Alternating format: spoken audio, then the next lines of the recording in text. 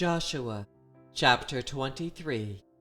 After a long time had passed, and the Lord had given Israel rest from all their enemies around them, Joshua, by then a very old man, summoned all Israel, their elders, leaders, judges, and officials, and said to them, I am very old.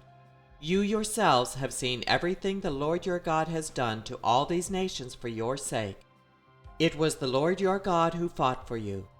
Remember how I have allotted as an inheritance for your tribes all the land of the nations that remain, the nations I conquered, between the Jordan and the Mediterranean Sea in the west. The Lord your God himself will push them out for your sake. He will drive them out before you, and you will take possession of their land, as the Lord your God promised you. Be very strong. Be careful to obey all that is written in the book of the law of Moses, without turning aside to the right or to the left. Do not associate with these nations that remain among you.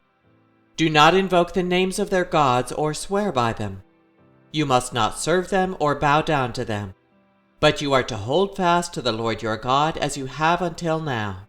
The Lord has driven out before you great and powerful nations. To this day no one has been able to withstand you. One of you routs 1,000, because the Lord your God fights for you, just as he promised.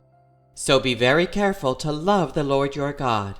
But if you turn away and ally yourselves with the survivors of these nations that remain among you, and if you intermarry with them and associate with them, then you may be sure that the Lord your God will no longer drive out these nations before you.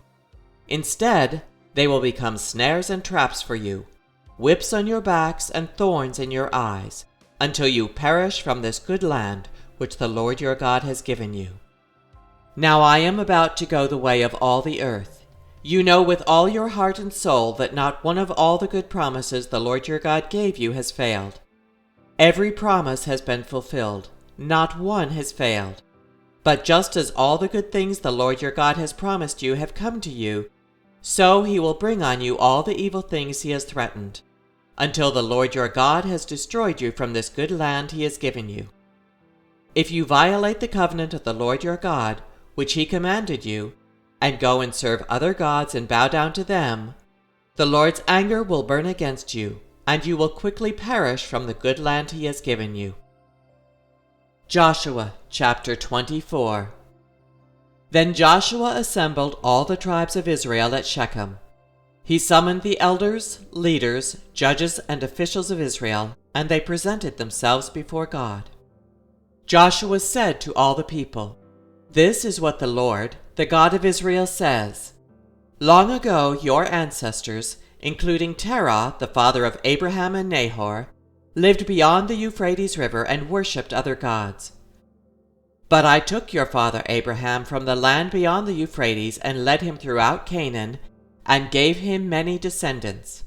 I gave him Isaac, and to Isaac I gave Jacob and Esau.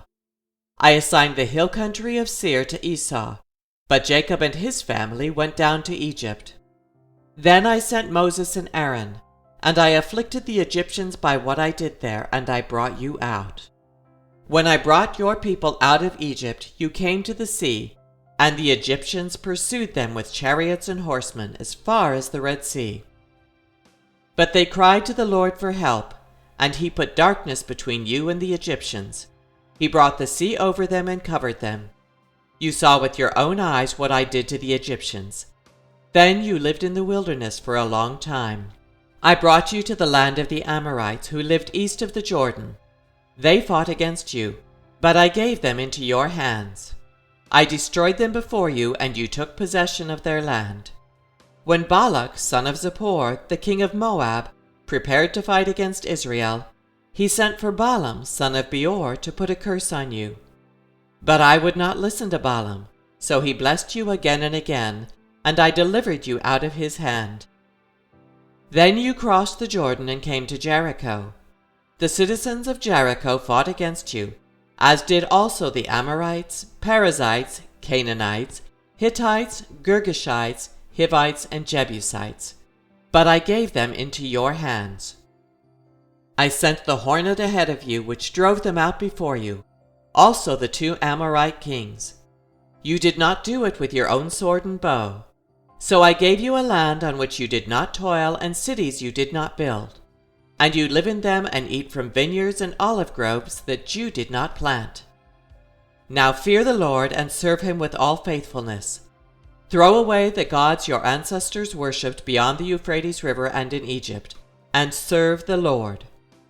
But if serving the Lord seems undesirable to you, then choose for yourselves this day whom you will serve, whether the gods your ancestors served beyond the Euphrates, or the gods of the Amorites in whose land you are living.